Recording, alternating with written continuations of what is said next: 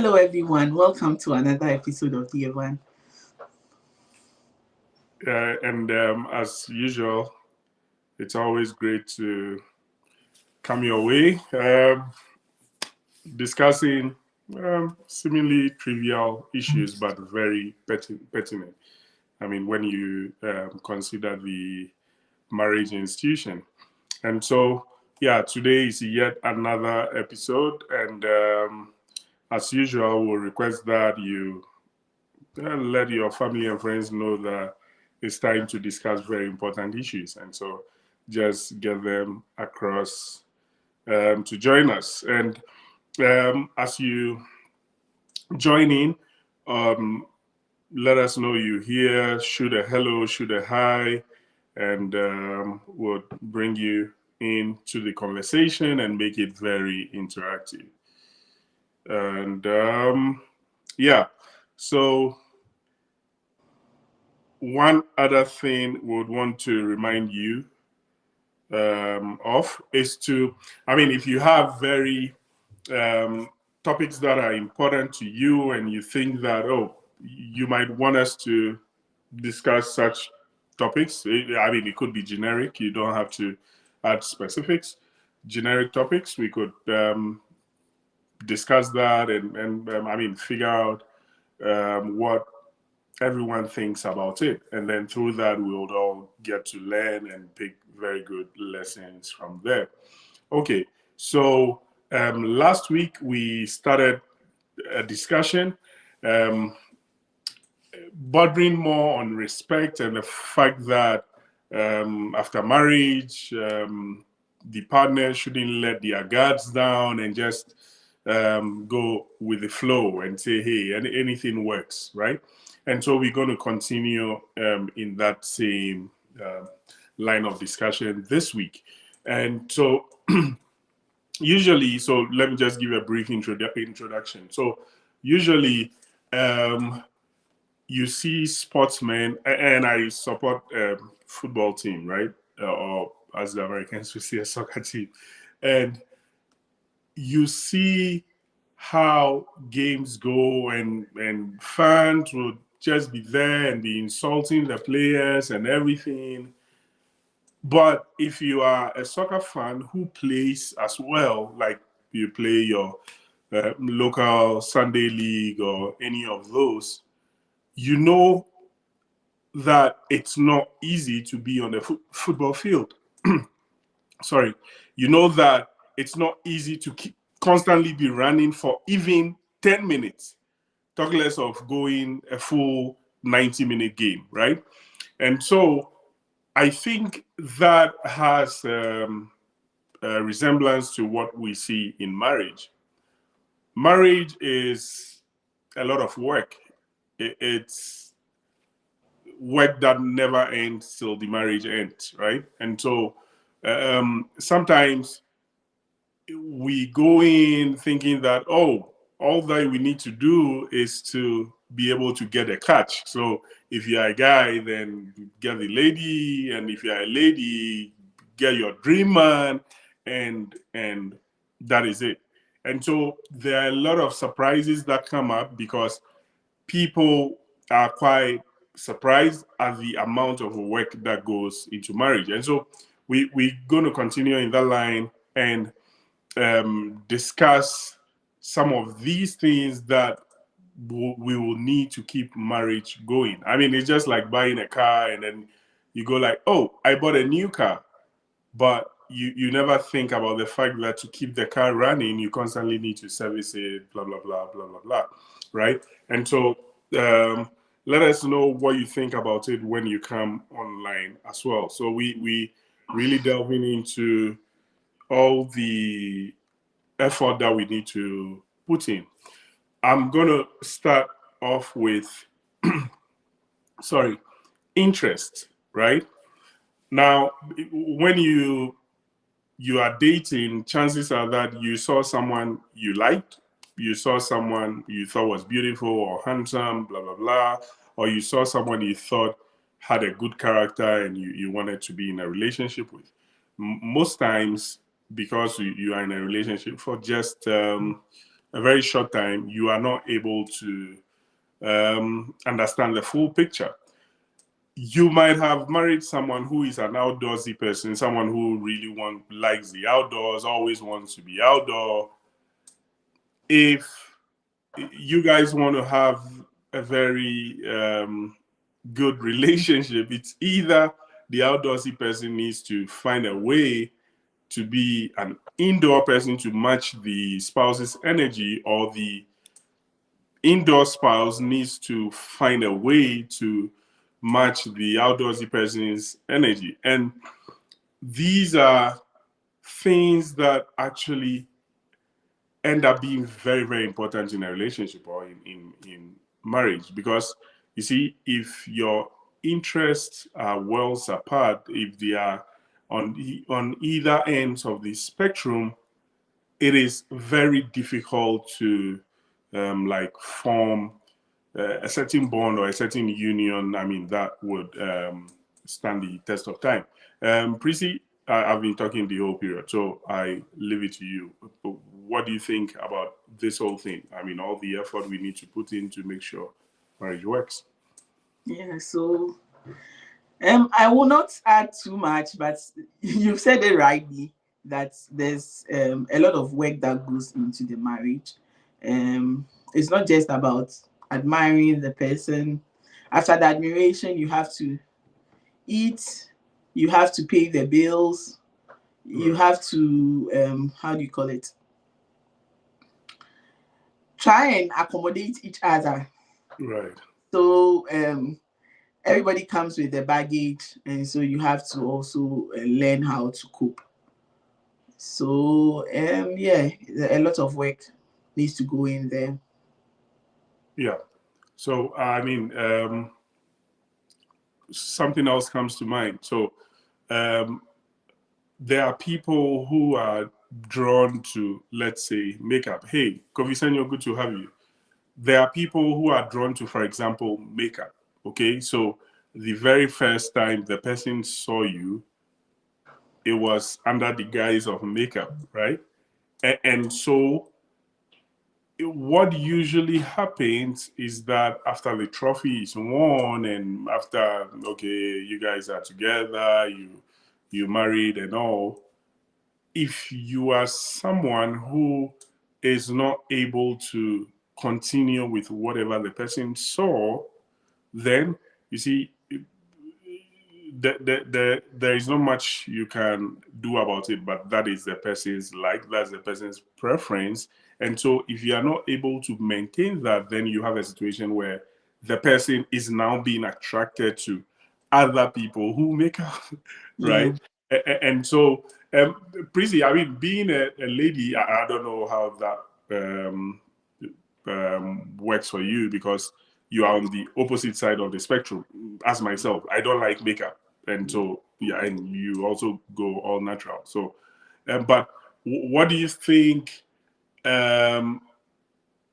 will be the reasons why it's difficult for people to continue whatever they started, or whatever someone saw in them and wanted to be with them? Yes. What makes So do I say that when you are single, the workload is less, sort of, because you have to just take care of just yourself. But then when you get married, you have to take care of your husband and yourself. If you have kids, it means that that's extra burden. Okay. And so you have a lot more to do. Some people are able to make time for makeup, but then assuming you have to wake up and take care of the breakfast, and before you go to work, you have to be at work by 8 or 7 p.m. depending on your location, and then come back. By the time you are back, you are even tired, and you still have to make supper or dinner, and then take care of your raised kids. So sometimes you get overwhelmed. It makes you focus on things that you feel are very necessary, and like you can do without makeup, because makeup isn't here. So people even tend to dress anyhow. Yeah.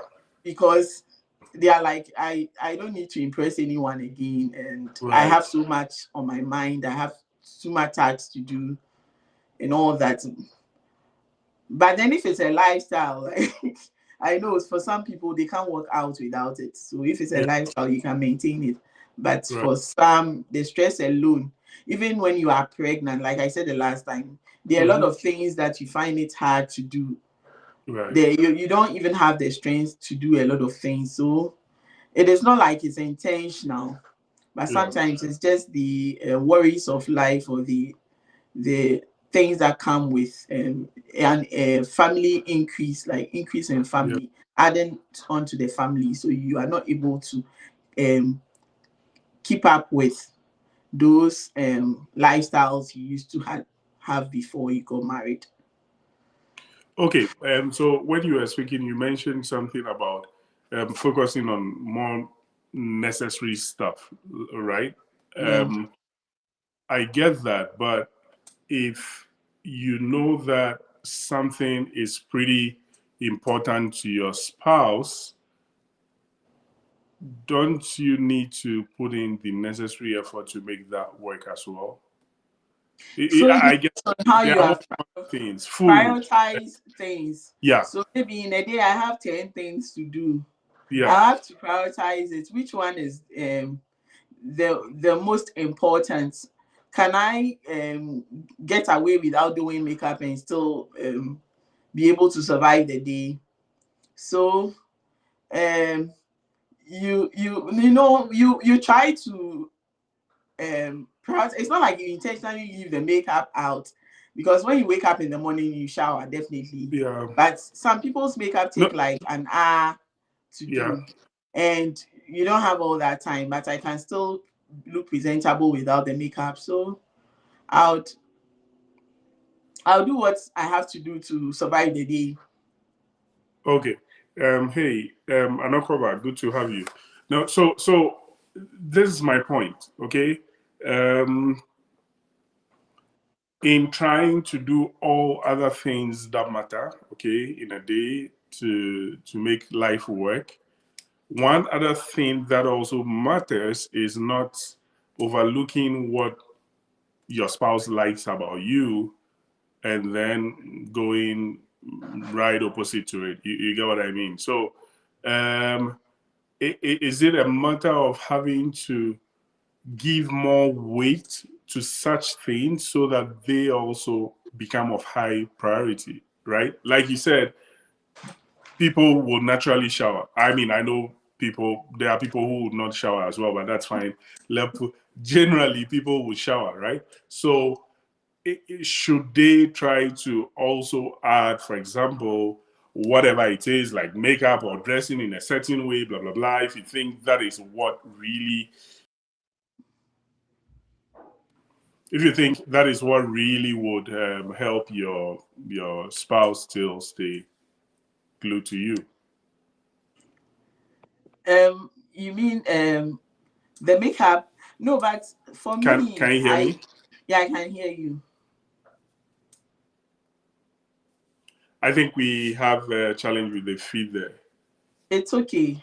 Okay, just that you are a bit delayed. Your No, voice is go ahead, Prissy. Yeah. okay. So I don't think something as trivial as makeup should be an excuse for my spouse wanting to go outside. If you feel that I am falling short of your requirement, you should just let me know that I have fallen short, so that I quickly pick up. But for me, if somebody wants to look outside, whether you have makeup on or not, the person would go. So it is not an excuse for me. If the person says, okay, you don't use the makeup, so I don't find you attractive, fine, you can tell me, but it doesn't mean that you should go out of the marriage and be looking elsewhere. Because if you want to make, for me, I feel if you want to make an excuse to go out, no matter what I do, whether I do the makeup or do whatever, you would still go out.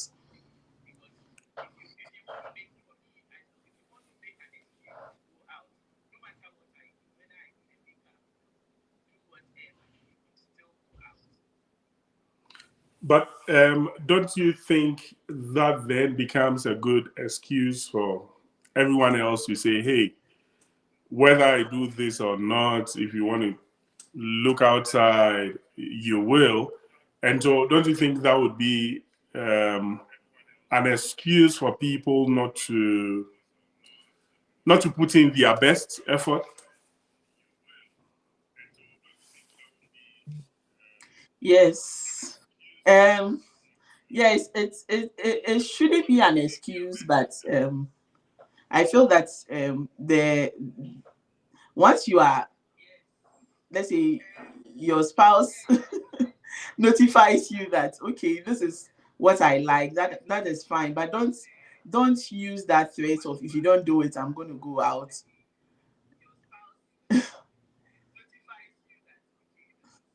I think I can hear myself from your end.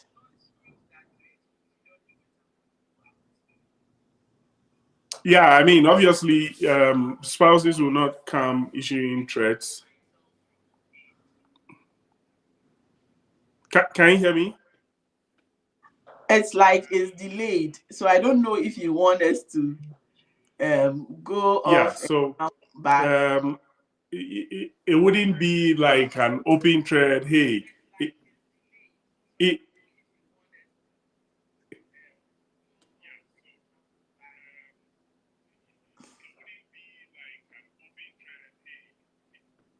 okay, so let's get back to the feed shortly. Yep. So we'll go off and then join back. So viewers will be back pretty shortly.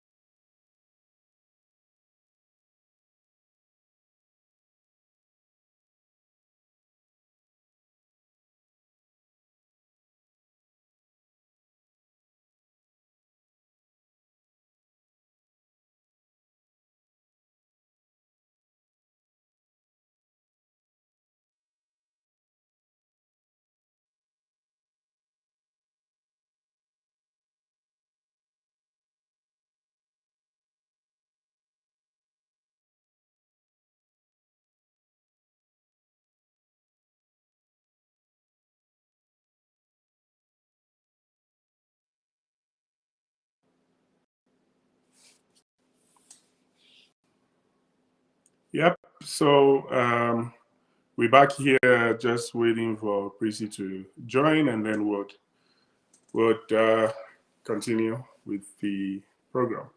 And apologize for we apologize for the breaking feed. Yeah. Okay, Prissy, can you hear me now? Yeah. Okay. Yeah. Good. So again, like I'm saying, it wouldn't be like your spouse coming in to issue like an open thread and say blah blah blah. But like for example, let's say if you dress in a certain way, it irks your spouse, like he gets annoyed. Do you take the route of, oh, even if I dress the way you like, if you want to go out, you go out, and so I mean, no need to bother myself. Is that the right stance to take? Not exactly, but sometimes you may not be able to help it. Um, about even the way you dress. So let's say when you got married, you were probably slimmer, so you could wear certain kinds of clothes, and you had babies or something and started gaining weight, and so you cannot go back to dress the way your spouse likes it. So the spouse should also be ready to reprogram, like, the mind that things can change. And so it's not always, you cannot always have it the same way. Sometimes um things happen and things change, and so you try your best, but then if it is something beyond your control, then the expectations of yours, this the one wanting you to look some way, must be lowered, so that you can both live in peace, because it isn't everything that you can have in your control. Yeah, but talking about reprogramming your mind, then the one at the receiving end could also reprogram the mind that don't say that, okay, because you've given birth and stuff, you cannot dress like you used to do. Yeah, If definitely. if If you are you are, growing, the way you dress also changes. Even if you are growing, there are some clothes that are for like younger adults, some no, clothes for so older so adults. so who made that rule? Even you, the one wearing the clothes, you know that no, this one is not. It's not good for me. Oh no, I mean, if you can also reprogram your mind, then I mean, you can go that route and then help it out. Anyway, so all that you're saying is that there should be some compromise here and there on both the one making the demands and the one making the one at the receiving end.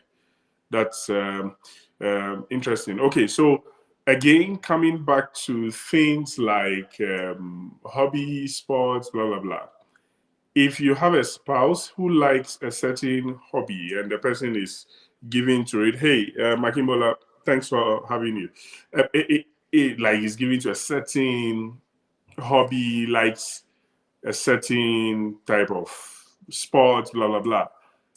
Do you think it's necessary for the other spouse to also try to develop interest? Because what I feel is that if someone is giving to something and that's where you get the person excited and all, do you think the other spouse should also make the effort to at least be involved to an extent?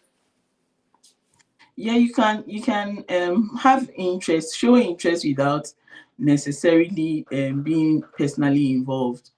So you can ask, maybe if you want to ask about, oh, how did your game go? How did you necessarily don't have to sit with the person and watch or go out to play the game together.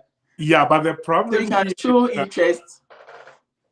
the problem here is that sometimes when you show interest without being involved, you ask very annoying questions, right? Like say your spouses and usually it's the men that like soccer and stuff. And so let me use that as an example. Say your spouse, like today as we speak, Man U just drew against Bournemouth. I mean, they are as usual. Nothing has changed. They are not getting better. They are as useless as they've been all through. If a Man U supporter spouse goes to ask, "Oh, how was the game?" That could be a very annoying question because the spouse wouldn't want to even talk about it, anything concerning the game, right? But if let's say the wife was actually following and has followed the scores and knows, then you know that no, today you shouldn't even be asking about Man U. Yeah, so there are ways you can follow without sitting in. You can also look at the live score. And Okay. so by showing your interest doesn't mean I have to participate actively.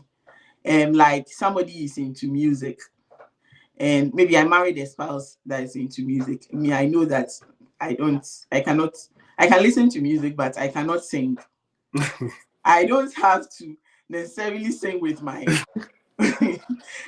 spouse for him to know that Right. I am showing interest. There are other ways I can support.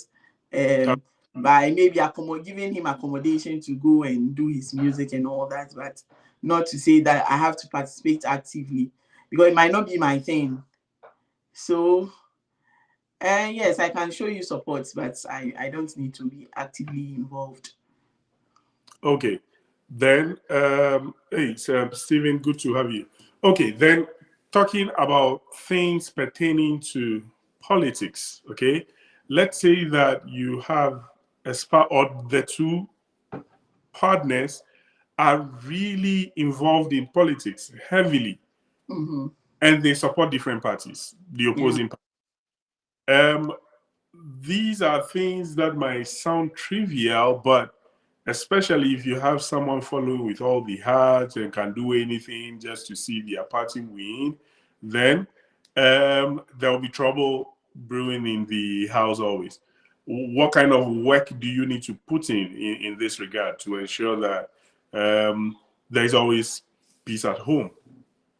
Yeah, so for me, you remember at a point we did not support the same party, myself and you.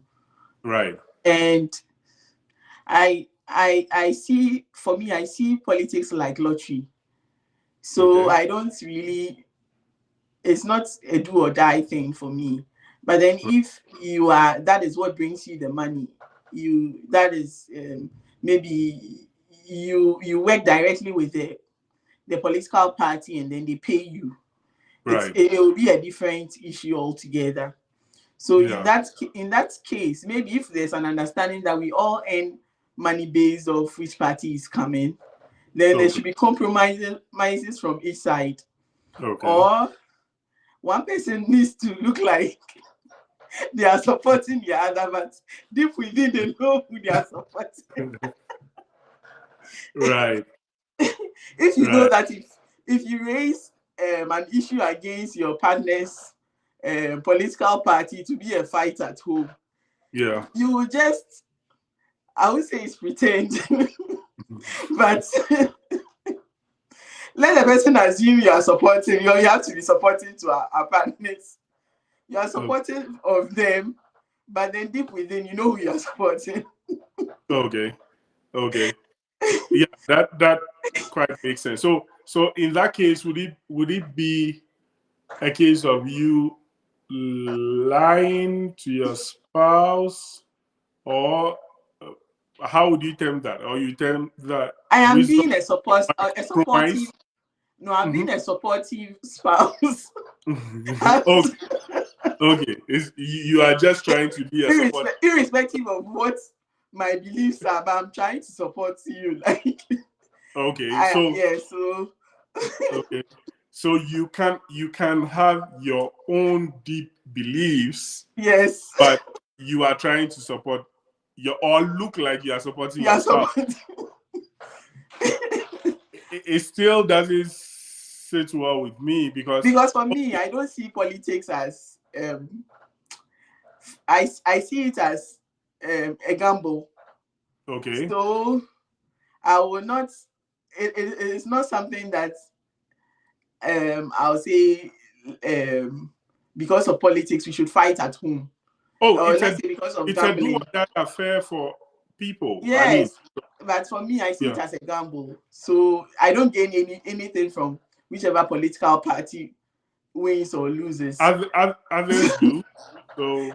And they to have good marriages as well. So what would be your advice?